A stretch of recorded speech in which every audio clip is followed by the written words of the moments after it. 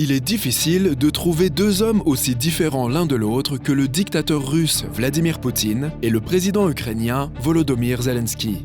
L'un dirige son pays depuis 22 ans, tandis que l'autre est le nouveau venu en politique et n'est président que depuis 3 ans. L'un d'eux est un ancien agent du KGB, tandis que l'autre est un acteur comique et un gagnant de Danse avec les stars. On pourrait penser que, dans une confrontation, le premier l'emporterait à coup sûr. Mais il semble que les choses se passent très différemment dans la réalité. Poutine est passé d'un des hommes les plus puissants du monde à un terroriste. Et à son tour, Zelensky n'est plus considéré comme un leader pas assez sérieux. Au contraire, il est devenu le symbole de la résistance de son pays. Personne ne s'attendait à ce que l'ancien comédien devienne un leader aussi fort. Contrairement à Poutine, qui se cache loin dans son bunker caché de tous, Zelensky refuse de quitter la ville de Kiev, même si elle est attaquée. Le président de l'Ukraine sait qu'il doit être présent pour son peuple en cette heure sombre. Et il n'a pas peur, même si on a déjà attenté à sa vie à plusieurs reprises.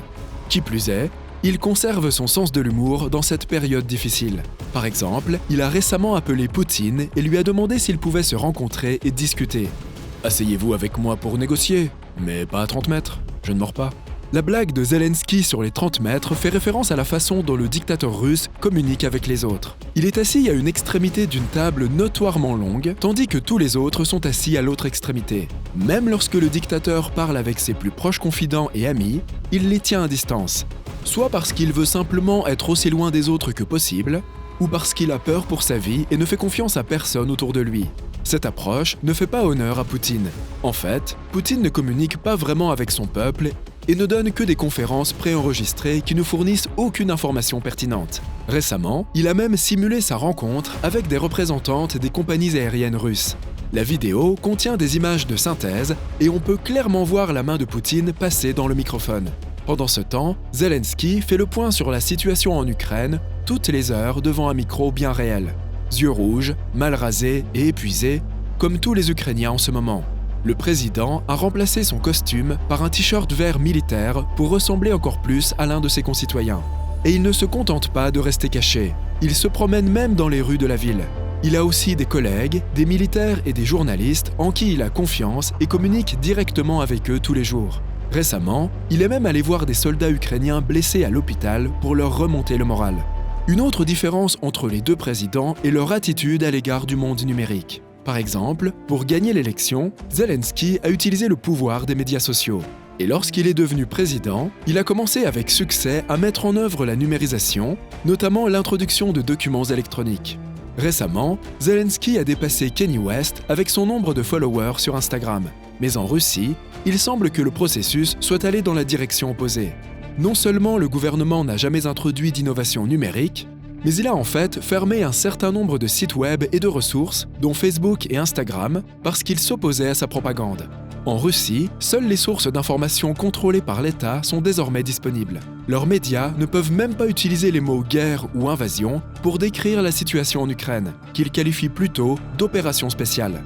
Et ce n'est pas le seul exemple où la Russie n'a pas su utiliser un terme approprié. Poutine n'appelle pas Zelensky par son nom, mais se réfère à lui comme le chef d'une bande de drogués et de néo-nazis et utilise des expressions comme « régime de Kiev » à la place. Pourtant, le reste du monde peut clairement voir qui de ces deux-là tient du nazi plus tristement célèbre du monde. Et il y a une autre différence, très importante, les valeurs familiales des présidents. Poutine a divorcé de sa femme depuis 30 ans après avoir eu une liaison avec une femme beaucoup plus jeune. Et, apparemment, il a ensuite eu de nombreux enfants avec elle.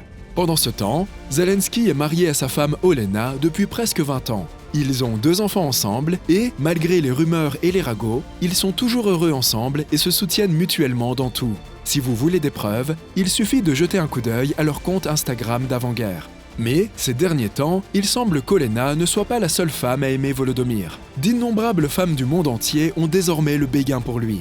Une entreprise tchèque a même fabriqué des oreillers avec son visage. Et Lego a créé des figurines de Zelensky. Pendant ce temps, Poutine est devenu l'ennemi du monde et le visage de la cruauté. Un récent art de rue en Pologne dépeint le dictateur comme Voldemort, tandis que Zelensky est peint comme Harry Potter. Il semble que la capacité du président ukrainien à diriger la résistance contre l'ennemi s'améliore chaque jour. Son engagement envers l'Ukraine est inébranlable, et sa bravoure est une source d'inspiration pour beaucoup. Le contraste frappant entre Zelensky et Poutine nous montre le type de leader dont le monde moderne a besoin. Il s'agit non pas d'un dictateur qui ne sait qu'instiller la peur et utiliser des tactiques agressives. Il s'agit d'un leader accessible, fort et franc, capable d'unir véritablement sa nation, comme le président Volodymyr Zelensky. Gloire à l'Ukraine!